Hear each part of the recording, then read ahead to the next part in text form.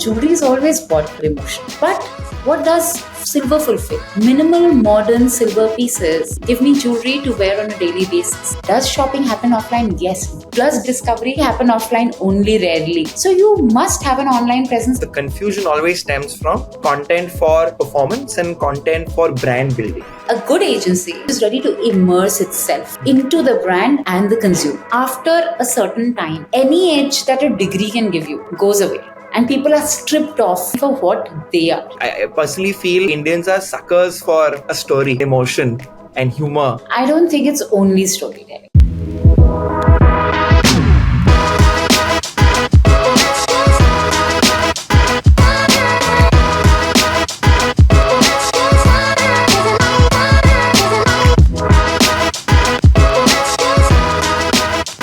Hey there, welcome to Marketing Mavericks with Indiefolio. Today we have Resha Jain with us, who's the Chief Brand Officer at Giva. Resha's had a very interesting story of starting up in marketing. She's actually a lawyer turned marketeer. She started off doing law, then changed her career to a copywriter, then led content for some amazing brands like Myntra and Sugar, and is now currently leading all brand efforts for building Giva. We talk a lot about career transitions, a lot of advice for young marketeers, agency founders, and also brand managers. Thanks a lot for your time and welcome to the podcast. Very excited to be here, Kavan, and looking forward to this conversation. Thanks a lot for giving me your time on a weekday. I know, schedule must be chaotic. So really appreciate you giving the time. The first question I like to ask to all my guests is, how did you get started with marketing? So I've had the pleasure to talk to a lot of marketing executives and leaders in the last 50 episodes, right? A lot of engineers who've become marketers and brand management folks. A lot of people who've done sales have jumped here. But this is probably the first time I'm talking to a lawyer, who did law, then you did content, and now you're heading brand. So how did this happen and how did you make a career in, brand and marketing? Well, Kavan, actually, honestly, it's one of those stories where I think you start from the pits. I once wrote on a LinkedIn post that, that's how it started. Like when I gave up law, I was quite sure that that's not something I want to do forever. I really enjoyed law, don't get me wrong. I had a good stint with law, but I just couldn't imagine waking up and doing this for the next 50 odd years or something. And I think India was just opening up to the idea of blogging and this, that, and I bit into it and thought I'll do something in life with zero idea of what I'll do. I decided to step out of law. It was a couple of very rough years, which means that obviously I didn't know what to do. And I was very scared of doing something new, largely because I think there is this very big issue. We are all taught that you must be a winner, and a winner looks like a certain particular person, a particular kind of career, a particular kind of package, a particular kind of designation. And I was doing quite well in law. So then suddenly I am at a place where everybody else is doing stuff and I'm just making ends meet. I'm teaching, I'm doing this, but I'm trying to figure out what next. And I think I was very scared of stepping into something new because you start at the bottom. And I just imagined I should just go in and it should work out for me. And I think that really held me back. So first thing is that I really wish that I had been okay with just starting, because eventually I had to. And what happened and how this career came into being is that I could write. That was something I could always do and I enjoyed it. And a couple of my friends would keep making me write these articles for, at that time, Marie Claire was in India and a friend was there, Vogue or some other thing. And I'd keep contributing. And there was a friend of my sister's, and I was going through a tough time in life, who my sister said, just go and talk to her. She's also changed her career and she started her own agency. And that agency is very well known now, Pink Lemonade. And I can't thank Tina Di enough, because I went to her just to ask her what should I do next. And she talked to me for half an hour, 1 hour. And then she said, just come here on Monday. And I was like, but what will I do? And she's like, you are a smart girl. We'll figure something out. Just come here on Monday. It was like Friday or something.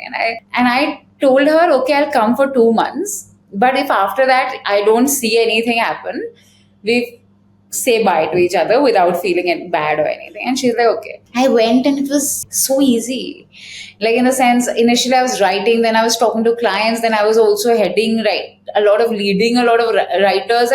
It was all happening within like no time. I think you just have to start, really. And from there, Mintra happened. Mintra is where I think I learned what numbers can. And it's not only because I don't think I was only meant to do something left brain or only right brain, but the marriage of these two. When I discovered that you can be creative, but there are numbers that you can deliver, there is revenue, there's traffic, there is like read time, there is all of this. Like, it's all about what excites you. It excites me.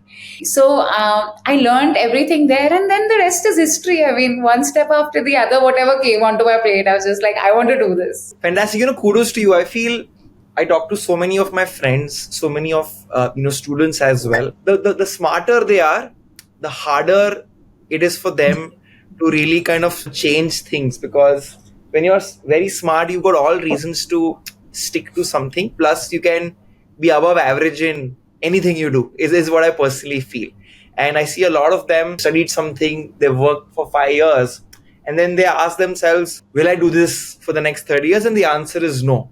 But they don't know what to do next. I see a lot of people who especially not expose themselves too much, unaware of what they genuinely like. And then there's also the conversation of salaries and money and all that, right? Usually when you chase your passion, you're not making too much money. So how did you navigate these questions in your mind? I've had very tough years. And then I've had some very good years. It's as simple as that. It's not like I wish I can say that, right from the beginning, I was this equanimous Buddha that I was like, it's okay. I had heard all of it, right? We all hear Kabir ke dohe and people telling us, don't chase money, money will follow. But you compare yourself. And you are like, what the hell have I done? Had I been in law, I would have been earning this much. I would have been doing this or that. And of course, the first couple of years, I think I was on this, I constantly felt I was behind. People were telling me, oh, you've been brave and all that. And I was like, oh God, I would rather be rich than brave. And, like, it's a tough one. And I think it's a tough one for a reason. It's easy for me to say now. I mean, I wish I was more compassionate to the Resha that was earlier as well. But it's okay. That's my learning. We go through a lot of different things. And look, Kavan, I really had that thing that I need to get to a certain place. I would be like, okay, what would my colleagues be earning right now, like, or people who studied with me or are my batchmates or whatever, like, and I would be like, okay, I'm this behind, this is the delta of behind, this is the delta of behind. Sometimes even when I got there, I think there are two things that happen. With, you said above average intelligence or intelligent people. I don't know if I'm intelligent or above average intelligent, but I think I was decently fine in life. And I think the bug, what we've taught and what we keep telling ourselves is that we have to be perfect and the best. There's nothing like that. It is a very, very weird goal to chase, to be the best at all points in time. It's a very good way to keep being sad or depressed or, like unhappy, discontent, whatever. I think the real learning was that you really, ye jo sare dohe hain, kisi ne seekha hai, like somebody has really learned it, by going through shit. Because it's true. What happens is that you start on something. If I tell you my salary 10 years ago when I started this journey, or 11 years ago, whenever, it was nothing. And compared to where I am now, did the money come? Honestly, it came. Did the designation come? It came. Did the success, whatever you call success, because this will change also, right? Like tomorrow, this will not feel successful. It came. Does it happen over a period of time? Yes, it is a process of compounding. You have to keep showing up every day. You have to keep biting into an apple that you do not know is an apple. And you have to chew your way through, in the sense, I literally have said yes to jobs and doing things when I did not know exactly how it will be done. You have a basic sense and idea of how it will be done, but you do it. And if you're obsessed with it, and if you're ready to show up and work really hard, what happens is you become really successful at doing that. That is confidence. Just being able to trust that you will be able to figure out a way. And I think largely was doing that. And thank God I went through all of those, because now I don't feel very scared. I kind of expect that life will give me ups and downs. I don't look at people now when I hire. I don't look at people with degrees or anything. Honestly, when I go in, of course, I know that this is their resume, this is what they've done and everything. But when I'm talking to people, I'm looking for a couple of things, and I'm hoping that that is what I can deliver, which is people should have a passion for what they do. They should want to do well themselves, because only if you want to do well yourself will you be wanting to do well for your company. I mean, it's not two separate things. If people are passionate and they are curious and they are smart enough and they're hardworking enough, they're hustlers, that is the combination for success, right? I mean, everything else. CEO तो कोई भी नहीं सिखाता, कोई course नहीं है, मतलब कि आप बना भी दिए होंगे तो that's a ridiculous course, right? You basically literally fight a battle every day where you're like, okay, now I need to understand at least what to ask finance. I need to understand what to ask branding, what I need to ask marketing. And we are all that smart. There are 18-year-olds who are very, very successful CEOs. We are all that smart. It's just that we do not step into that. Now you'll wait for 40 years to be the best CEO you can.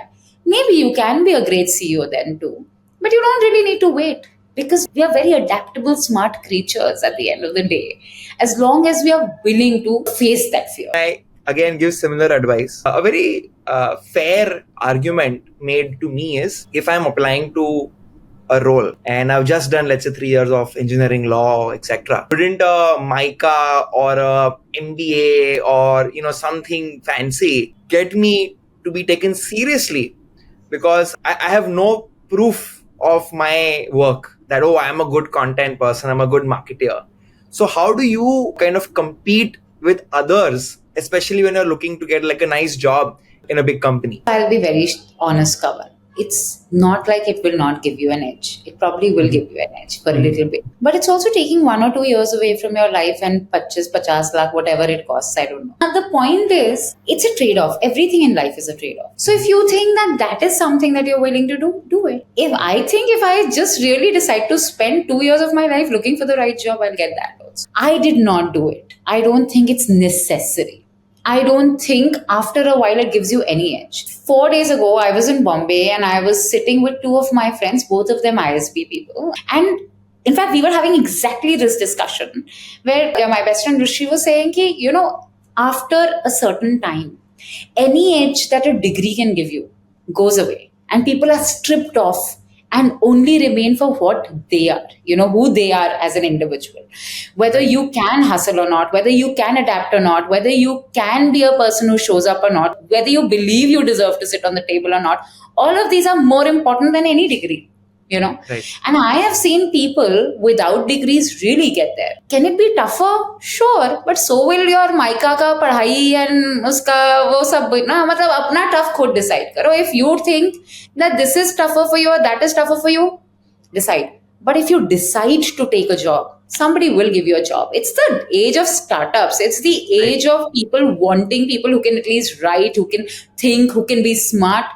100% people will get jobs. I have one observation, with a lot of digital first or e-commerce brands, especially 10 years ago, a lot of them started off saying, we're going to be this digital brand, we're going to build a digital first identity, raise a lot of funding just to kind of mature, and while scaling realize we need physical stores as well. That's very integral to our entire part. And more often than not, I see all of those, legacy brands opening stores at scale now. So if I was to, market a young brand or even start a young brand in the fashion space or whatever space in terms of, let's say, doing commerce, is it wise for me to have a phygital strategy from day one? Or do I need to first build online and then go offline? And I'll tell you, depends on the money you have, right? But let me explain this thing to you. If I were to build it tomorrow, I will build an online brand first. Do I think a lot of shopping happens offline? Of course. I'm right now at Giva. We are almost close to 200 stores, right, in 2 years. So if it did not happen offline, there is no reason why you would invest so much on brick and mortar and personnel, right? It's a lot of money and inventory. So what happens is, there is a very simple way that people shop. People are just like you and I, which means that we spend a lot of time on our phone, which means that a lot of brands are discovered on the phone, which means a lot of needs are actually created at the back of our mind on our phones, on whether it's social media, whether it's Google, whether it's ads, whether it's a song we are hearing, whether it's a movie we are watching, whatever we are doing, right? We are constantly generating wants and needs. And then there are many brands which are there competing to be able to service this want and need. right? Discovery of brands happens influencer से हो चाहे social media पे हो चाहे ads से हो चाहे celebrity से हो चाहे TV पे हो चाहे hoarding पे हो whatever. The point is an online brand to create will take a lot less money. It's a great proof of concept if I'm able to scale it to a certain level online, right? Now, what this does is, of course, it not only gives me this sense that this brand and this space can be built into something which is huger as a business, right? Right. And whether I raise money or I invest my own, now I have a particular kind of stream of income and revenue which is going on. After this, I decide whether this particular product will have space in the physical realm. And then, of course, I test it out, whether it is an EBO, whether it's shop and shop. It's like a kiosk in, say, Central or Shop a Stop or Lifestyle or whatever. Like, so, मतलब ये दो तरीके हैं. And EBO है कि whether I open it on my own or I give it as a franchisee. Okay? So these are the 2-3 models that will be applied when we go offline. Offline is expensive. तुम्हें हर महीने का you have to pay rent, you have to pay staff salary, you have to make sure the experience is great. You need more and more inventory per offline store because you need enough and more for that store. You need to do the interiors, you need to have a very different brand language that works for offline. All of this can come as a second step. Does shopping happen offline? Yes. Does discovery happen offline? Only rarely. Most discovery happens online. So you must have an online presence anyway. Even if you decide to open only a store, you'll still have a social media for it. You'll still be doing influencer marketing for it. You may still be running ads for it. You may still be doing, Google ads for it so that I can see that your store is on the map somewhere. So offline and online are both absolutely, they go together. I would open offline a little later because I think proof of concept is a great thing, and online you can scale to a certain revenue easily, and after that go aggressive offline. Makes a lot of sense. I think when you are doing a 0 to 1, constant iterative cycles are extremely critical, right? For you to know कि क्या चल रहा है and why are people buying. And if you have it offline, any decision you make is very hard to reverse. While in online, you can do it so easily, and it's much cheaper. Like it's almost free today. If you have like less than a lakh, you can build everything end to end. Maybe even lesser with AI. Another trend which has emerged, especially globally, is this live shopping experience. I see a lot of Asian influencers just showing products for like one half a second, and apparently they're selling millions of worth of things out there. Do you feel that live commerce, as they call it, is something which will pick up in India?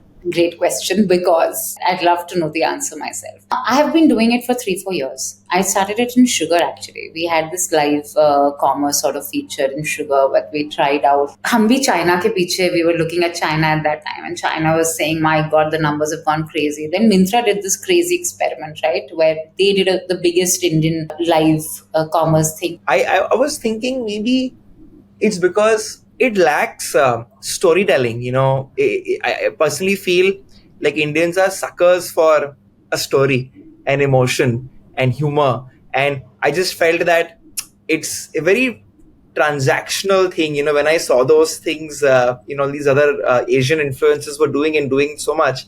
I asked my wife also, saying, "Would you buy if something like this happens?" And even she was like, what is this brand? Who are they talking about? Why is it important?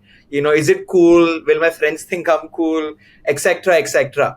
And I think maybe that's one of the reasons maybe it didn't work in India. I don't know. I don't think it's only storytelling. Of course, तुम्हारा वो जो है ना कि ये 10 रुपए का, ये 100 रुपए का, ये 50 रुपए का, I don't know, like that sort of a discount led, like instant sale. I don't know about that. There is no story to that. But when I thought of live, and when we were doing live, or when we saw the kind of people that we were also watching, they actually had some story to tell. So when I was doing at Sugar, of course, there were these makeup influencers who were talking about a look. They're creating a look. While they're creating a look, they're showing colors and they're showing things. So there is a particular sort of engagement that you could bring in. But I just don't think people are instantly shopping on the back of that. Maybe you've really left a mark in their head, and next time they want a new mascara, they'll come and buy your mascara. But instant shopping, live shopping isn't happening. I think there's a lot of merit in creating content based. There is shopping through content that you put out there. but it happens when the need arises. Correct. That's a great point. I think I missed that, right? Where transactions and conversions is this huge delta between China and India. Talking about content, right? So you've obviously always mentioned that content is the core of any overall, marketing strategy and communication. Just wanted your tips or advice on a good content plan or a strategy. I'll tell you, I work with a lot of brands, and the confusion always stems from content for performance and content for brand building, right? Where should I spend the money? Because one takes too long, it's too expensive, and the results come a little bit later on. The other is almost like a drug where there is immediate results, but then, the more you do it, the worse it's actually becoming for you. So if, let's say, again, I'm tasked to do marketing or rather create a content strategy as a marketer for a brand, what's the thumb rule? How should I go about result oriented performance content versus brand building content? Kavan, I think I'm going to give you an answer that everybody will give you who's in this field. Because yay as such, it's not a magic recipe at all. The idea is I definitely am in the game of building a brand. I want whichever brand I build, till the time I am building it at least. 100% I want it to live 100 years, at least. Now, why should I think any less than that?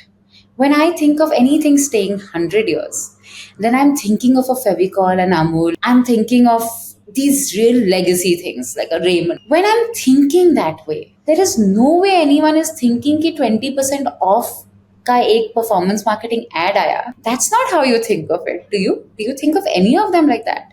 When I think of Amul, तुम जरा सी खुशी गालोगे. You will think of a particular song. You'll think of the film Manthan. You'll think of a lot of different things. You'll think of Surbi. Like, when you think of Fevicol, you'll smile. You'll think of the two elephants who, give up. There's a chuckle.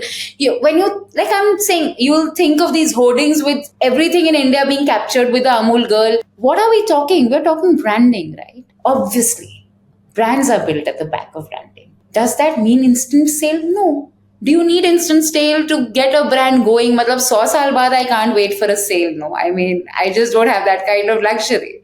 So in that case, I have to support it with performance marketing. Performance marketing, we all know, after a particular scale, is a place where I can't win because only two people will win, Meta and Google. So in that case, when I can't win it, then what do I win? I do SEO along with it. Nothing is a single pronged approach. And as soon as people want a single pronged approach, you're bound to either die a very bad death eventually or not take off. I can't only do branding and expect, okay, after 10 years I'll make money. I mean, maybe, I don't know who, but I can't. Most people can't. And I think so. The ideal approach as a marketer is think about all three. You will have to spend a little bit of effort and money on all three, but then keep it as part of your brand building. You can't really bypass that process. Sooner or later, you'll have to do it. I would do it from day one because this is what I do, so I know that this is important. I want to follow up on that from a founder's perspective, okay? If I am talking about a 0 to 1 brand, I have 6 months into the company I have launched. मुझे पता नहीं है if I have product market fit.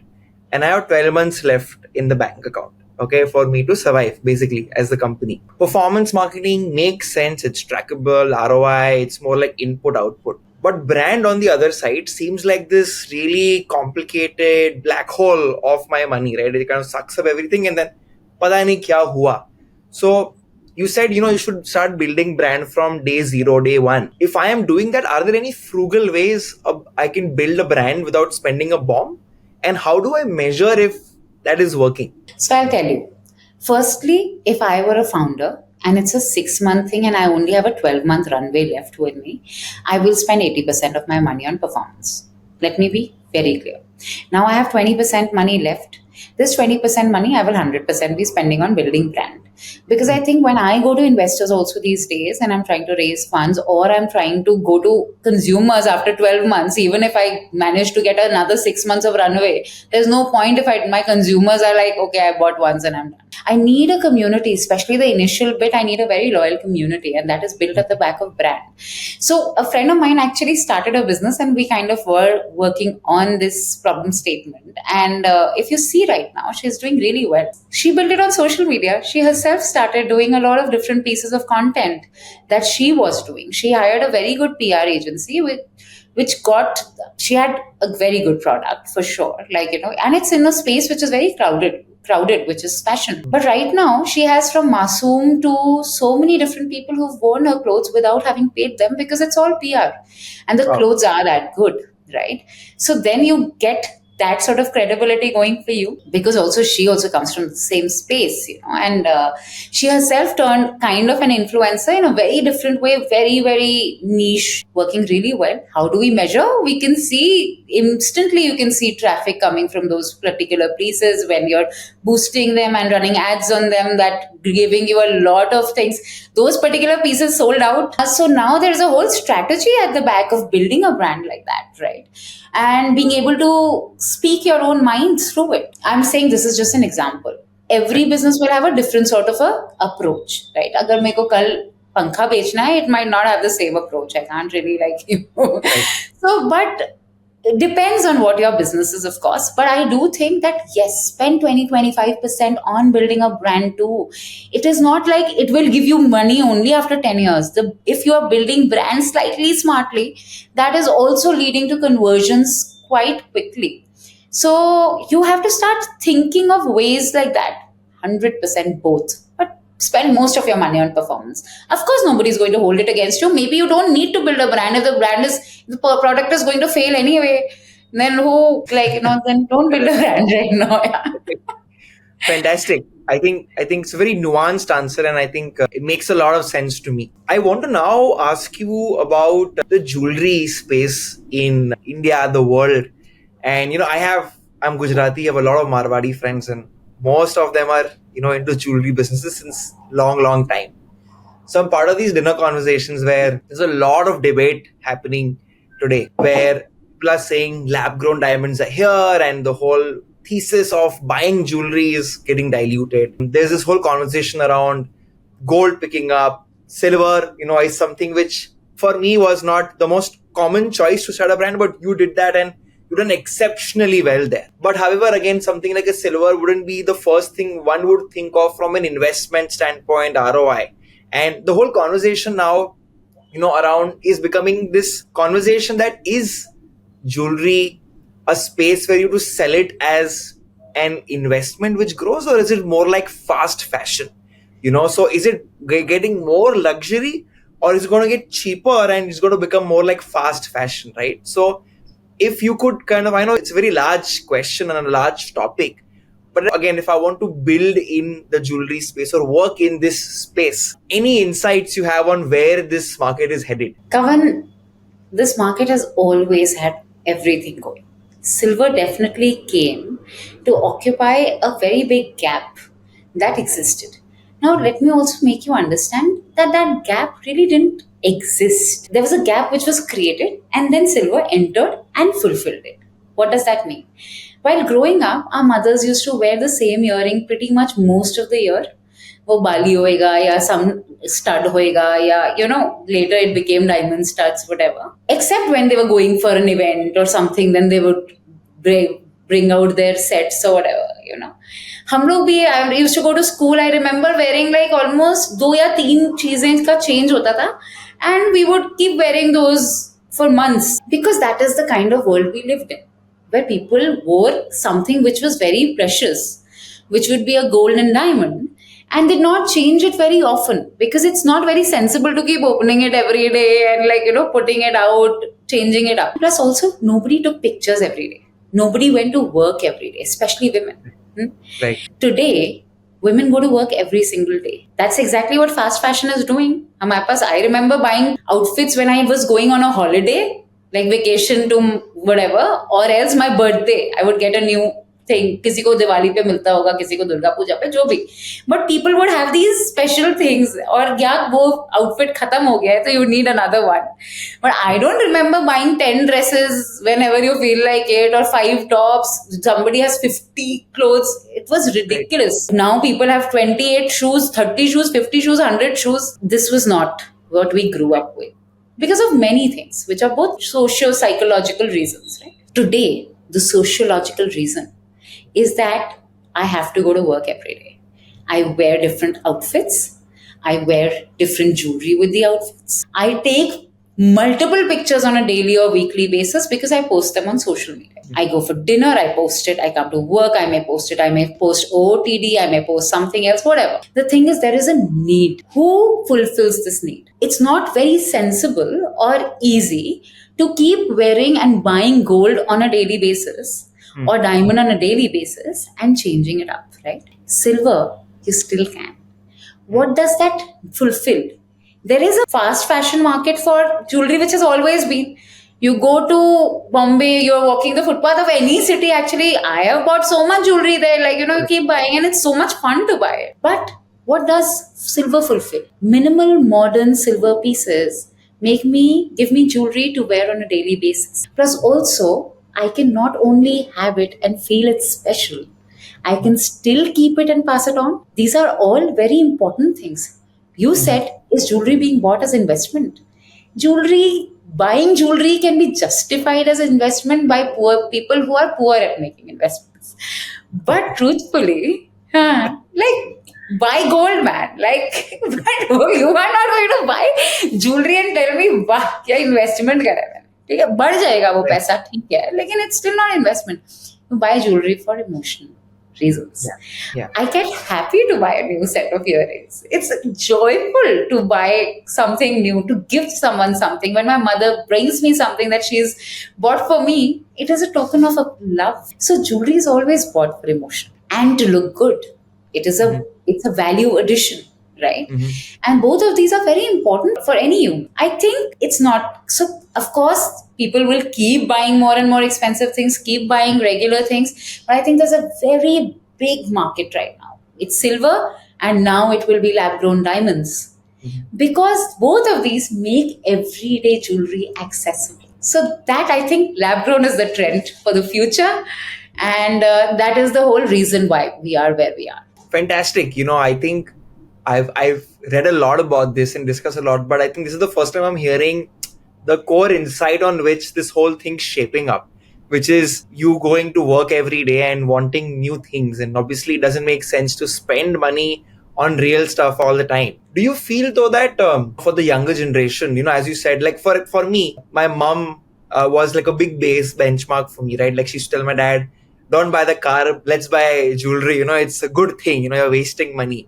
And while growing up, definitely it's an asset that will grow, man. Now I wonder, like the younger generation or my child, right? When they grow up, they'll see, the generation today, which looks at it as a very fast fashion thing. Like my mom, as you said, like she wears the same thing, but most of her things are locked in some bank, right? Like she also has not seen it herself. And when I see that compared to like my wife, it's barely the case. Like she wants to actually not spend money on that one thing. She rather have 50 things in a year, which she uses in her organizers every day. So like 10, 15 years from now, when, the new generation comes into this buying behavior, do you feel that luxury diamonds and all that will kind of lose its charm and it'll become like a fast fashion thing? What is luxury diamonds? I do not know. There is mine diamonds. And there is now lab-grown diamonds. There are only these two kinds of diamonds. I meant mine, sorry. Sorry, because my lack of this thing. Yeah. That's okay. Mine. Yeah. What I mean is, both of them are exactly the same, Kavan. Okay. There is no difference. Let me be honest. Because I have actually studied this, because now we are also working in this field. So I had to educate myself. I've been to where they're being made and everything. Honestly, today, and if my mother were to ask me this, and because we had this discussion, my mother and I am never going to buy mine diamonds ever again. Mine diamonds is a particular product, which the price of which is not against anything like gold. कि कितना reserve में है, दुनिया में कितना है, nobody cares, nobody knows. It's a particular body which has always worked, and kept these prices inflated at a certain level. They've obviously marketed it really well. Diamonds are forever. You should give your wife or your girlfriend, fiance, a diamond worth 3x your salary. So there are these. There nobody's made this rule. God did not come and give this rule for sure. Okay, so all of this has been made at the back of emotion, right? You have made the woman covet it, and then the man must give something that she loves as a token of love. Now that's only one part of it, or else it has gotten this value that it's a status symbol. I wear diamonds, I don't only wear gold.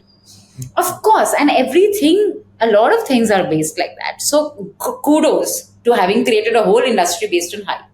If I buy a diamond of Tanishq today, Malabar is not going to buy it off me. Tanishq will buy it back. Right. I now want to kind of, go to the last part of the podcast. We're almost at time, I know. And that's about content creation, right? Every marketer today is forced to create a lot of content. Initially, it was one print ad, one TV ad, one radio, or for kaam khatam, 2-3 campaigns in a year. But today, like, there are so many channels, there is so much fragmentation, so much formats that you have to keep it up all the time. And there's a lot of pressure which is being created, for marketers. So I have like 2 questions on this. The first one is on the behalf of the IndieFolio community. We're a network of independent consultants, freelancers, and boutique agencies, and we represent them for brands. And I think the biggest question everybody asks is, what's the real difference between a great agency versus a good agency, according to you? A great agency is an agency which understands the product, which understands the brand. No good content is created without really feeling and living the brand or the product. As invested as we are, can anyone except Kavan really create anything great for IndieFolio? No. You can get anybody, but somebody has to live and breathe it. It is when you yourself are the brand and the product, automatically great content follows. Because you understand what you want to say about it. You understand what is the need set of the consumer. Today, I talk about lab grown diamonds a certain way because I kind of have to be lab grown diamond. I have to bat for it. There is no way. I have to also understand the consumer. कि क्या question होंगे, कितने simple questions होंगे और क्यों नहीं होंगे. The question could be, will it shine as long as a natural diamond does? Of course it will. But I'm not going to look down upon you because you have that question. Isn't it a valid question? Because the diamond is based off its shine. Clarity and color, right? So I must really, a good agency is one which is ready to immerse itself into the brand and the product and the consumer. Once you have a good team which is dedicated to a particular brand, then that team will work as an extended arm of this particular thing. I don't think there's anything else which is a good or a bad agency. Got it. Fantastic. I think then they know what they have to do. I mean, if I'm going to a digital marketer and who does not know digital marketing, it'll be tough. But I'm assuming all those parameters are in place. Just to follow up, right? Like, we're in this business, and I think this is some brilliant advice. However, in reality, what tends to happen is that today, this concept of a AOR is kind of diminishing for a lot of brands, that one agency will do everything of me. And it's like usually in-house plus freelancers plus, boutique agencies plus maybe doing brand launches. And it's a big clutter. And that puts a lot of pressure on the brand manager, right? They've almost become like vendor managers. And everybody wants to know brand download, and they just don't have that many hours in a day. So they also just send voice notes and they're like, give it to me tomorrow. And the creative people, the agencies on the other end are like, okay, but I don't know the brand yet, right? And I also feel that's why this golden age of advertising, a lot of marketers say, is dead. Where people were true partners, but now they are no longer partners. But I generally feel that's an outcome of what has happened in the marketing stack. That's why I also see, and you just mentioned this, right, is you do things in-house. As somebody who's building an agency, that sounds like a threat to me, right? That, okay, are brands going to just do things in-house because they want more cohesion and more speed? So if I was somebody as an agency and I wanted, let's say, work with a brand like you who has an in-house team, are there any areas where I could still add on to your requirements, or do you feel that the future is going to be in-housing of creative people? So I don't think there is ever going to be a future where it will be either or. Okay. If tomorrow I start my own brand, Till a certain scale, I will never, maybe not never, but I won't have too many people in house. It doesn't make sense. Plus, also, expertise comes at a cost, right? At that point in time, I would want agencies or an agency or whatever, a mix of agencies which have expertise.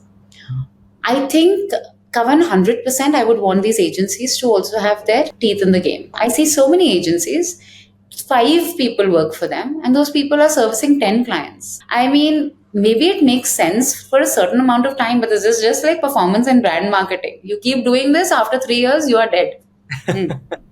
Right. Simple. Huh? If you were to invest in your agency, you would give the best service to these 10 people. Make sure five of them give you another five people. Simple. Hmm. That's how it works. And these 10 people, next time they go to a different place, again get you in. This is how it works. Everything is very simple. It may not be easy because the urge to bite into the apple of doing the thing that gives you some more revenue और कम पैसा लगे थोड़ा time तक वो बहुत that is what we are really fighting. So this is from an agency perspective, not from a brand marketing perspective. If a brand manager has not made sure that they have spent enough time with an agency, explaining who they are, explaining what they feel like, how they behave, what person they are, what they like, what they want, what they aspire for, what are their weaknesses, what do they bad brand manager. In the sense, I really mean that with all due respect to this bad brand manager.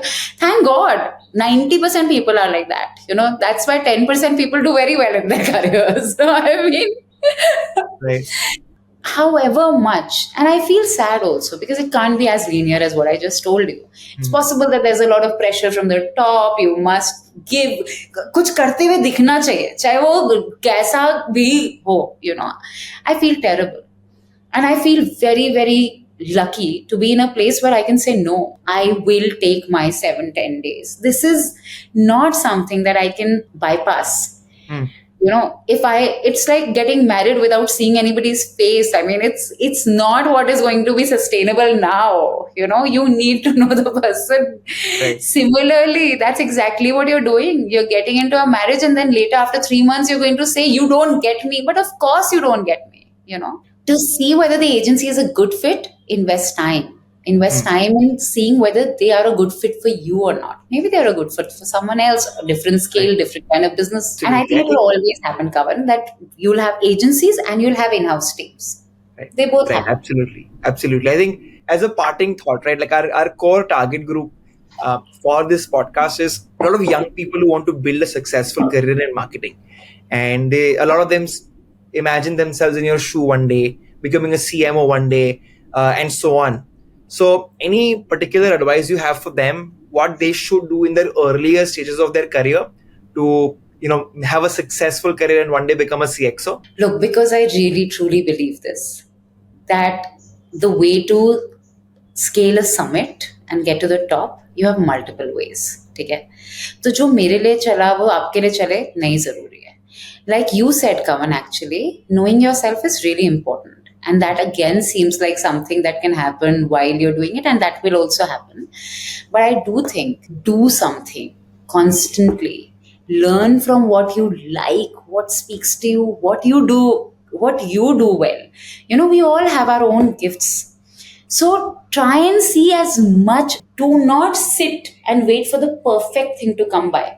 There's nothing like that happens. You constantly need to keep doing enough and more. And if you are doing enough and more, you have constant learnings. There's data set being created at the back end. इस data में तुमको दिख जाएगा कि कहाँ पर तुम नहीं अच्छा कर रहे हो, कहाँ तुम अच्छा कर रहे हो.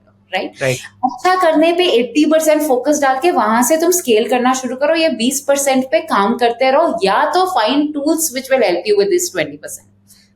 That could be AI, that could be a team, that could be the kind of work that you take on, the kind of way that you approach it. Everything changes. But to me, anyone who is successful was never successful by not taking risks, by not doing things that they do not know first or have not educated themselves about it 50,000 times. When we built sugars social media or Mintra, you see both of them are the biggest. One is single brand, one is multi brand. Nobody had taught me social media. I genuinely did not know how to post also at one point in time. Wow.